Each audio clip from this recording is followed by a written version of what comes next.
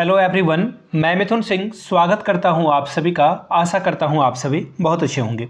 यूपीएलटी grade teacher 2025 की भर्ती की अनाउंसमेंट हो चुकी है और ये बहुत बड़ी अपॉर्चुनिटी है आप सभी लोगों के लिए। आप झारखंड के हैं, बिहार के हैं, यूपी के हैं, मध्य प्रदेश के हैं, भारत के किसी भी कोने से हैं, इससे बड़ी अपॉर्चुनिटी मुझे नहीं लग रहा कि ये साल आपको मिलने वाली है।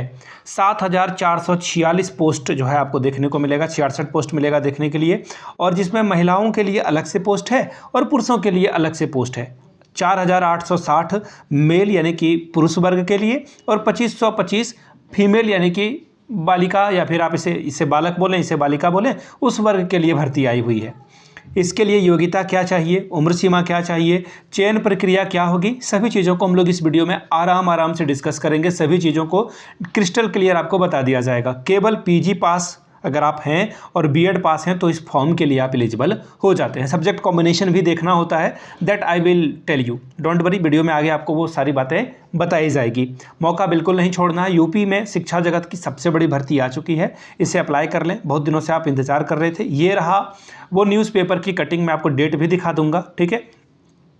यहाँ पे आप देख पाएंगे ऑनलाइन आवेदन आरंभ होने की तिथि जो है 28/7 है, यानी कि 28 जुलाई से फॉर्म आपका फिल जो है होना शुरू हो जाएगा। ऑनलाइन बैंक का चालान वगैरह जो है 28/8 यानी कि 28 अगस्त तक जो है आप ऑनलाइन पेमेंट वगैरह कर सकते हैं। आवेदन में अगर कुछ गलती वगैरह हो गई तो 4 सितंबर तक आपका हो जाएगा, यानी कि एग्ज़ाम जो है आपका आखिरी महीने में यानी ठंड के महीने तक जो है चल जाएगी। आवेदन करने वाले को सलाह दी जाती है कि ऑनलाइन आवेदन करने के पूर्व आपका जो है एक OTR करना होगा। वो क्या होता है वो भी मैं आपको बताऊंगा, डोंट वरी, उसके लिए परेशान नहीं होना, वेरी इजी थिंग, ठीक है। अब सबसे पहले एक बात तो आप समझ लें, आगे विज्ञापन में आगे मैं चीज़ें बताऊँ, कोई भी इस फॉर्म को भर सकता है। झारखंड के हो, बिहार के हो, यूपी के हो, MP का हो, फर्क नहीं पड़ता, यानी कि ऑल ओवर इंडिया के लिए ये फॉर्म है। एज लिमिट की बात कर दूं तो 21 साल मिनिमम और मैक्सिमम 40 साल तक के फॉर्म वाले बच्चे जो है इसे फिल कर सकते हैं, ठीक है।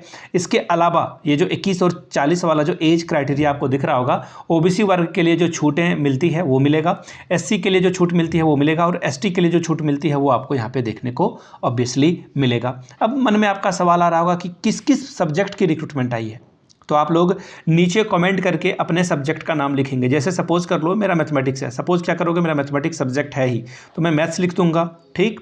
और साथ ही आप जो है सिलेबस के बारे में जानकारी चाहते हैं तो सिलेबस लिख देंगे। आपका कोई और डाउट है तो वो मैं आपको बताऊंगा। अभी सिलेबस वगैरह जो है आगे मैं आपको दिखाऊंगा। 2018 में ये विज्ञापन आया हुआ था, उसकी ओरिजिनल कॉपी है ये, ठीक है, ऑफिशियल कॉपी है ये, यहाँ से आप देख सकते हैं, HD में आपको दिख जाएगा। 2018 में भी जो है ये फॉर्म आया हुआ था, ठीक। अब देखिए यहाँ पर बोला ये जा रहा है कि एक PT का एग्जाम और एक मेंस का एग्जाम होगा, ठीक है, 2 एग्जाम होंगे।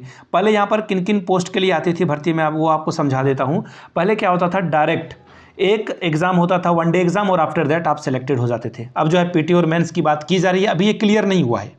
मैं आपको फिर से बता दूं, ये सूत्रों के हवाले से खबर मिली है, और बाकी बिहार के कोई एक राजनेता है जिन्होंने सूत्र को वो कुछ और समझते हैं, मैंने यहाँ पे वो बोलना जो है मुनासिब नहीं समझता हूँ।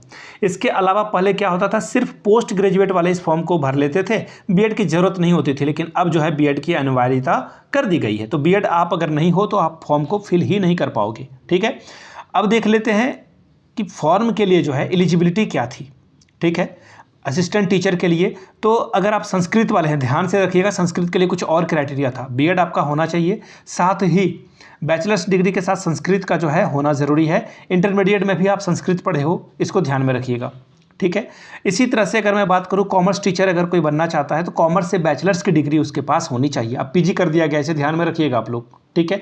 तो PG होना अनिवार्य रूप से तय है, बैचलर्स की डिग्री भी होनी चाहिए, बीएड भी होनी चाहिए, तो इसे ध्यान में आप लोग रख लीजिएगा। मुझे पता है साइंस वाले के साथ प्रॉब्लम आएगी कि साइंस वाले के साथ कौन कौन सा सब जो है सब्जेक्ट का कॉम्बिनेशन बनेगा, तो वो अलग से मैं वीडियो बनाऊंगा उसके लिए, डोंट वरी, ठीक है। और ये रहा सिलेबस, ये सिलेबस है।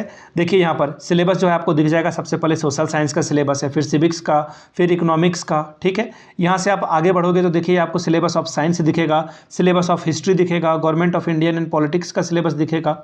इसी तरह से आगे बढ़िएगा तो बायोलॉजी, मैथमेटिक्स, सबका जो है सिलेबस दे दिया गया। मैं अलग से वीडियो बना दूंगा सिलेबस पे एक एक करके 2018 के अकॉर्डिंग। 19 में तो मुझे नहीं लग रहा कि सिलेबस में बहुत कुछ बदलाव आपको देखने को मिलेगा। तो ये यहाँ से यहाँ तक की बातें थी। अब आगे देख लीजिए, ये देखिए, ये सिलेबस रहा आपका संस्कृत का। संस्कृत में आपको क्या क्या पढ़ना है, यहाँ पे आपको बातें बताई गई है, ठीक है। तो जिनको जिनको अप्लाई करना होगा ना, वो आप अप्लाई कर लेंगे। फ़ी वगैरह बहुत कम होती है यहाँ पे, आपको देखिए एग्ज़ाम फ़ी वगैरह 125 रुपये दिख रहा होगा। इस पर अधिक से अधिक 200 रुपये का जो है फ़ी में आपका काम चल जाएगा, ठीक है। तो ये यूपी से भर्ती आएगी, यूपीपी, देखिए मैं आपको बता दूं, यूपीपीएससी से जो है ये भर्ती आती है। तो पूरे भारत के लोग इसे अप्लाई कर सकते हैं। तो यहाँ पे आपको किसी तरह की कोई दिक्कत होगी नहीं, ठीक है। ऑफिशियल वेबसाइट में दिखा देता हूँ, जो ऑफिशियल वेबसाइट पे जल्दी ही आपको एडवर्टीजमेंट दिख जाएगा, ऑनलाइन का लिंक भी दिख जाएगा।